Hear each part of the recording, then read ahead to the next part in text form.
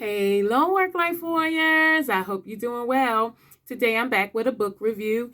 This will be my final book review for my favorite book, Three Magic Words. I try to read it every year. I've done, I think, two other book reviews so far on it. This will be my last one. I started a new book this morning. And so I just want to talk about one of the main passages because it relates to teaching stress management, especially in the corporate or business arena. We talk a lot about it, and Stephen Covey talks a lot about how now in society we are focusing on developing more of the personality ethic over the character ethic. How people will push and push and push externally to, achieve many external victories or public victories, but on the inside, they may feel empty, alone, sad. We've seen recently with the mental health crisis that we have a lot of people who are accomplished and people look up to and think are doing so great with external accomplishments and success internally are having issues or battles dealing with mental health, suicide, depression, disease and illness. And so a lot of what we taught now has to do with our personality of being well liked, of, being popular so that people can like you and opportunities are open for you. So we spend a lot of time in society people pleasing or looking for what answers or solutions outside of ourselves. And we have now shifted from being more of a spiritual, religious society to more of a consumer technology driven society. And so now, many people aren't even taking care of their well-being or their internal world or their mental world or their emotional world because they're trading it for external rewards or gains. As in, like, our culture now is the grind culture where people will exchange things for their health and well-being, like sleep and diet and drinking water, so that they can, get more done, drink Red Bull, stay up, do more, and with, less sleep. And so again, we develop, personality ethics to get people to like us. We people please to get people to like us. And we think that people provide opportunities for us to get where we need to go at the expense of our health and well-being and all the things that we value and hold dear to ourselves.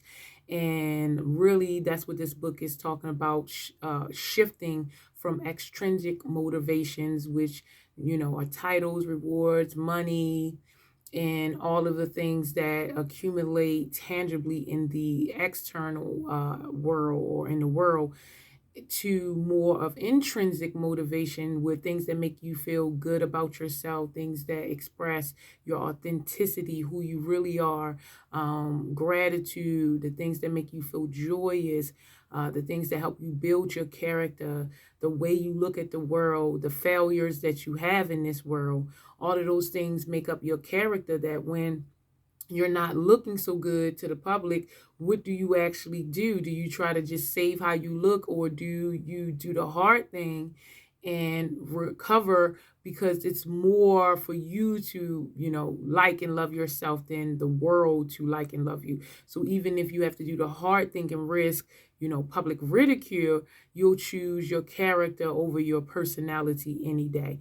And so in this book, the quote that I want to in with, or in this video series, book video series with, is on page 114, and it's in dual mind. It says, all truth exists within man and never in the world about him. He who studies the world studies effect. He who studies his own mind studies the cause and source of things as they really are. And I absolutely love that passage. That's basically what this whole book is about, is that we live in a very physical and tangible world where we seem to think that creation is once you produce it, once you bring it into the world, you bring it into fruition, then now it exists. But first creation is always thought. And so all of the thoughts that you are having can be manifested into this world, can be brought into this world through fruition. It's all on a matter of how you think about it and what you do to obtain it. And so in general, we are always chasing something externally, chasing cheese externally, looking for things externally to validate us when we really should be taking the time to validate ourselves. We seem to be looking for the outside world to validate us and to tell us we're great and we're awesome, when we really should be doing that ourselves. We really should be seeing this world from the inside out, not from the outside in. What we don't realize is that our external world is a representation of our internal world. So if we have a lot going on internally, then externally our world will be that way as well. We cannot think negative thoughts and expect positivity. We cannot continually have negative experiences constantly and, expect positivity. Experience will teach us that regardless of expecting positivity, more negativity comes because our brains or the way we think about things are negative. So we will produce more negativity. And so when we are moving out in this world, we're moving around and we're trying to, make something and add value to the world, there's many opportunities where we choose, or we have the choice to choose between pleasing other people and pleasing ourselves, which we have learned quickly earlier on in our young years and our youth, that pleasing ourselves come with no external rewards.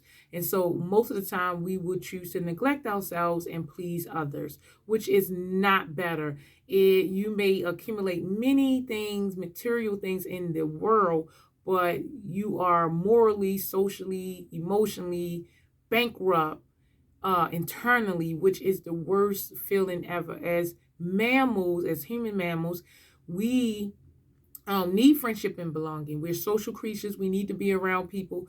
So we don't want to feel isolated or feel like we're not part of the group or feel like that we're not contributing to the whole because we're unliked. But what is being unliked if the world likes you and you hate yourself?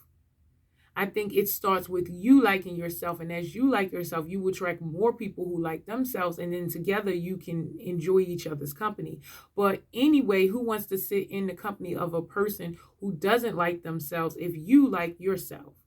And that's really what is happening in the world. We're seeking all of this attention or are seeking to be liked by people and we don't even know if they like themselves. We don't know if they like themselves. We don't know if they love themselves, and we don't know if they're in love with their life, with their experience of who they are or how they're showing up. But we want to please them. We want to follow them. We want their social acceptance. We want them to see us a certain way. We go out of our way always, if you're not conscious, to paint a certain narrative of who you want to be or who you want to show up in the world, even though it's not authentic. And most of the time we're doing that because we want to be like, we want to stay away from being socially rejected. And so we wear a mask, a facade, our whole lives, never knowing who we are, always valuing the outside world, extrinsic motivations more than how we feel about ourselves. And that's a miserable existence. And so if we can just reverse the polars and focus on building your character, your internal world, that everything else in the external world will manifest. If you, again, we talk about if you have peace, love, joy, abundance in your internal world, it has no choice but to manifest in your external world. And so you don't have to spend your time chasing things externally. All you have to do is continually grow and develop and stretch and take on new information and stay curious about life and stay open and stay renewed and stay innocent about life. And in doing that, it increases your quality of life. It increases joy, your positivity, all the experiences that you have will work for you instead of you thinking that it's working against you. And so once we can understand what we value and shift our acceptance and shift our worlds internally, you look at the world different, you feel different, you approach the world different. It's a powerful kind of like I don't know, it's like an authentic energy that the person that you always wanted to be when you focus more on your character and focus on your intrinsic values. It feels different in life. Life feels different. You don't feel so boggled down by expectations, by fear of failure, by fear in general. You just realize that all of this is to help grow you, to expand you, and that each moment that doesn't seem ideal or could be considered a failure is meant to teach you something. And it is building your anti-fragility. It is here to help you. It is here to serve you. It is here for you. And in knowing those things, regardless of what the external world, says, if it ridicules you, reject you, outcast you, whatever, it doesn't matter, because you know that, cycles change, and that internally what didn't change is your self-love, your self-value, your integrity, your self-worth. And that in the end will matter more than anything else, because ultimately, although we have friends and family and people who love us, the experience, your life as an experience, only matters to you.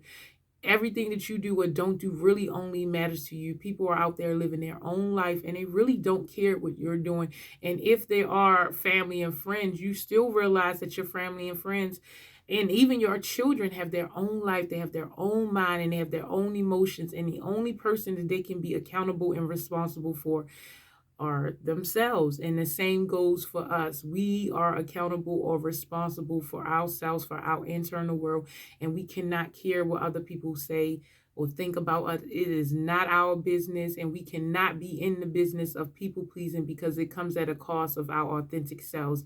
It comes at a cost of our quality of life, of our engagement, our productivity. The reason why we were born to add some much needed value in the world, it comes at a cost. And so shifting the world internally, working on your character first, focusing on your character, focusing on how to improve your internal world, how to grow, how to develop, how to, be curious and forgiving in the world, how to maneuver through the things that are not ideal, ultimately makes this life, makes your experience. And so, again, there's so many benefits from switching, your perception from the external world to the internal world.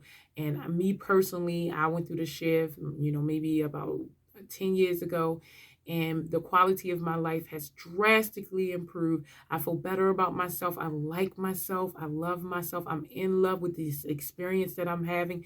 I have gratitude moments. I cry tears of gratitude. I have aha moments. Like, life just feels so much different now that I've taken my power out of other people's hands on whether they're going to like me or not. That's no longer my concern or my business.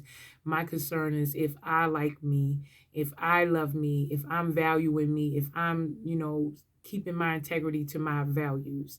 And so what do you think about, the external world versus the internal world, and understanding that when you are focused on the external world, you are focusing on, as they say, studying the effects. You are studying the effects of who you are projecting into the world.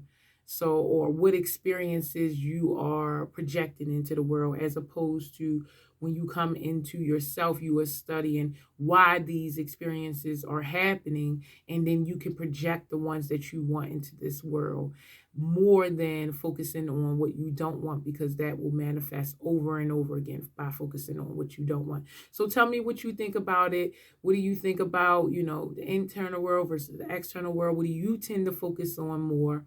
How do you feel about this whole society, pushing personality ethics over character ethics?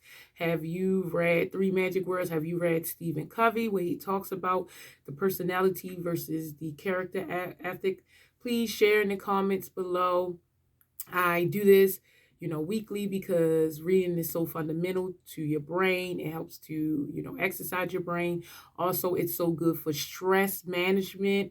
It helps to reduce cortisol in your body. It increases your attention span. It boosts your mood. It has so many health and well well-being benefits. And more importantly, I would like to create a community of stress management work-life warriors that can come and talk about the tools, tips, tricks, and techniques that we're using to manage our stress and improve the quality of our life and implement work-life balance. So I hope this helps. Please, share with me below. Tell me what you think, and I'll see you on the next video. I hope this helps, work-life warriors. Enjoy your day.